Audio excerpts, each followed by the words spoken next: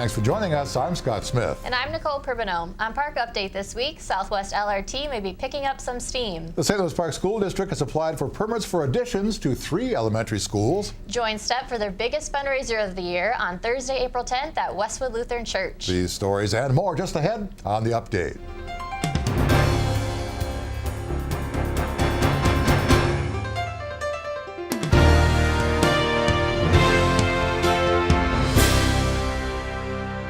Shallow tunnels for light rail tracks and an LRT bridge over a channel between two lakes is the best option for Southwest LRT Metro Green Line extension.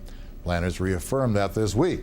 The recommendation preserves homes, businesses, a trail used by over 500,000 pedestrians and cyclists a year through the Kenilworth neighborhood, and railroad tracks used by freight trains carrying commodities for shippers in more than 24 west central Minnesota farming communities.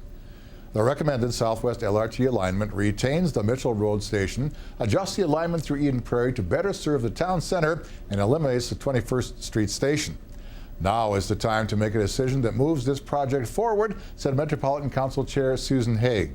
2 tunnels will be built under the trails with light rail trains emerging for about 20 seconds between them on a new at-grade LRT bridge over the channel between Cedar Lake and Lake of the Isles. Freight tracks adjacent to the trail would need to be moved slightly and would get a new at-grade bridge to replace the creosote-coated wooden trestle. If the Metropolitan Council approves the recommended scope and budget on April 9th, project staff plans to submit LRT plans on April 10th to the 5 cities and Hennepin County for municipal consent by late June. To keep abreast of the latest Southwest LRT news, go to swlrt.org. The St. Louis Park School District has applied for conditional use permits for additions to 3 elementary schools. Last summer, the district added a 2-story addition housing 2 classrooms to Peter Hobart Elementary. This next round of additions includes another 2-story, 2-classroom addition, a new kindergarten classroom, and a cafeteria expansion at Peter Hobart. The plans also include 2 new classrooms and some remodeling of existing classrooms at Susan Lindgren Elementary, as well as 3 new classrooms at Aquila Elementary. The district would like to have the projects completed in time for the 2014-2015 school year. Well, the winter parking restrictions have now ended in St. Louis Park. Normal parking rules now apply on city streets. Although the winter parking restrictions have been lifted, it's still possible to have additional winter parking bans. Residents should follow the normal procedures for a winter parking ban if snow accumulation reaches 3 inches. From all of us at the city, we thank you for your patience and assistance in helping keep St. Louis Park safe for everyone this winter season. Residents are invited to learn about the recent solid waste changes at an upcoming open house on Tuesday, April 8th from 5 to 7 p.m. at the Municipal Service Center. You can see displays, hear from a panel of residents who participate in the organic waste program, and visit with city staff. Attendees can also see examples of additional metal and plastic items that can be recycled, sign up for organic waste collection, and see the new yard and organic waste cart. If you have any questions prior to the open house, you may contact Shannon Hansen at shansen@stlouispark.org or call 952-924-2562.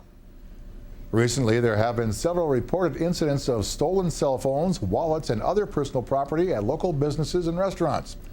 The incidents have involved unknown parties taking these items that are located in purses and bags that are being left unattended. Here are a few tips to keep your valuables safe and secure. Never leave your purse, bag, or case unattended. Always make sure that your item is closed by a zipper, button, or a large flap. And never leave your purse or bag draped over the back of a chair. Carry your purse, bag, or case with you if you leave, even if it's only for a few seconds. Please immediately report all suspicious activity in your business. Call 911 or non-emergency at 952-924-2618. If you'd like a police officer to assist with crime prevention training, please call our community outreach officer at 952-924-2661. And if you have any information regarding these incidents, please call the St. Louis Park Crime Tip Line at 952-924-2165. Please listen to the entire message before leaving your name and telephone number. Personnel from the St. Louis Park Police Department will monitor the crime tip line during regular business hours. The 2014 yard waste season will start on April 7th, weather permitting. During residential yard waste season, yard waste is collected weekly on the same day as your garbage.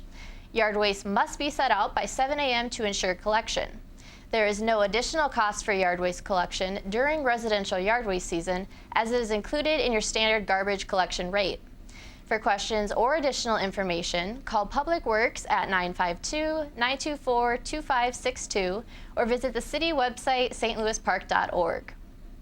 The St. Louis Park Lions 57th Annual Pancake and Sausage Breakfast is scheduled for Sunday, April 13th, 7:30 a.m. to 1 p.m. at the St. Louis Park Middle School, located at 2025 Texas Avenue South.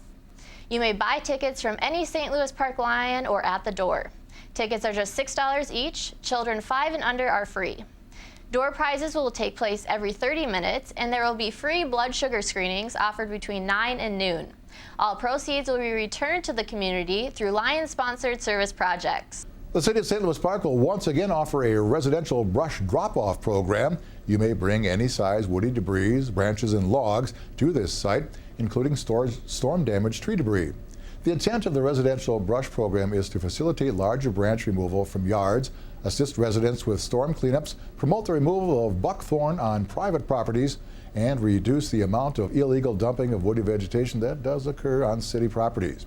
The residential brush drop-off location is the current city brush disposal site at 2501 Edgewood Avenue South, located at the intersection of Cedar Lake Road and Colorado Avenue South. There will be 2 attendants on duty, including one at the entrance gate to monitor and record materials and check City of St. Louis Park residency.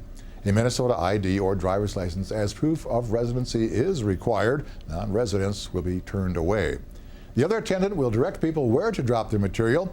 The hours of operation, effective Saturday, April 19th, are on Saturdays 7 a.m. to 3 p.m., Sundays noon to 4, and Tuesdays 8 a.m. until 4 p.m. The program will run through October 28th this fall. Woody vegetation, to include brush and logs, are accepted. Materials not accepted include grass clippings, leaves, root balls, lumber, wood scraps, fencing, trash, sod, fill, any commercial services material, construction material, or similar items. Westwood Hills Nature Center is now taking applications for the 2014 Junior Naturalist Program. The program aims to foster initiative, responsibility, teamwork, and leadership skills in environmentally interested 7th through 12th graders. For more information or to apply, visit westwoodhillsnaturecenter.org/volunteer.html. The public information meeting for the proposed 2014 Connect the Park sidewalk construction will be held Monday, April 7th at 7:30 p.m. in City Hall Council Chambers. The 6 sidewalks being proposed for 2014 are within the Minnetonka Vista, Fernhill, and Browndale neighborhoods. Additional information on the proposed sidewalks in these areas, along with information on the entire Connect the Park plan, can be found on the city's website, connectthepark.org. Well, the City of St. Louis Park is happy to partner with the St. Louis Park Emergency Program in making their Empty Bowls fundraiser a zero-waste event. City staff will be available at the event to discuss any questions about the solid waste program. Come and join STEP for their biggest fundraiser of the year on Thursday, April 10th from 11:30 a.m. to 1:30 p.m. and 4:30 to 6:30 p.m. at Westwood Lutheran Church, which is located at 9001 Cedar Lake Road, just west of Louisiana Avenue. A simple meal of soup and bread is available for lunch and for dinner. Local artists and community members make bowls that are distributed at the event, and local musicians provide entertainment. New this year will be activities for children that provide families with a chance to teach their children about community service and helping those in need. Bring the family for a simple meal with STEP for the greater good of the St. Louis Park community. All donations raised go toward the efforts to meet the growing hunger needs of STEP clients. Just ahead, Nicole has events for the young and young at heart on Generations. Westwood Hills Nature Center will hold their Feed Your Friends event on Saturday, April 12th. All ages are welcome to come out to the Nature Center to touch the indoor animals and learn a bit more about some of the animals you'll see through the glass. The activity will run from 12:30 to 1:30 p.m. Cost is $3 per resident, $4 per non-resident. You can register online at westwoodhillsnaturecenter.org or call 952-924-2544. Each month, the St. Louis Park Senior Program hosts a birthday party with entertainment for everyone to enjoy. This month's party will be on Wednesday, April 9th from 1:30 to 3 p.m., featuring the middle school jazz band. Everyone is welcome to share in this celebration and bring a treat.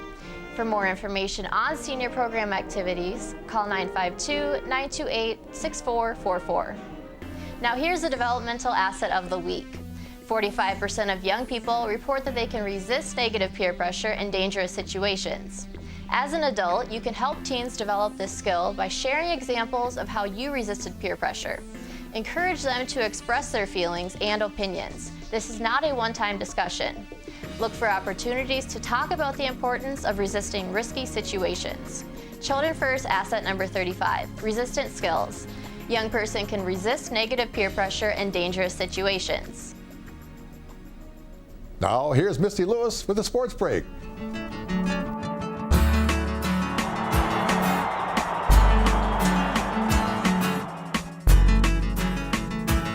St. Louis Park High School has begun the search for a new girls head hockey coach to replace Donnie Williams, who resigned last week after 3 years in that position.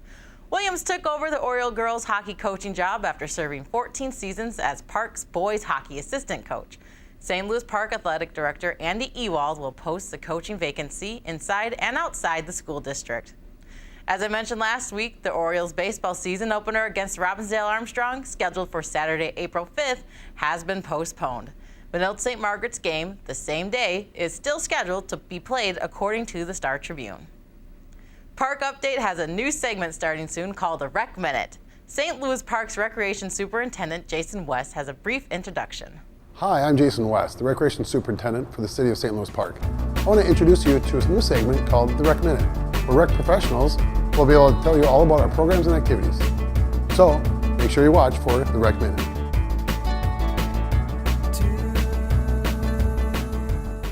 As Jason said, recreation professionals will keep us informed about upcoming sports, recreational programs, and a host of activities throughout the spring, summer, fall, and winter in the park each week. Watch for the Rec Minute right here on Park Update. That's your Park Update Sports Break. I'm Misty Lewis.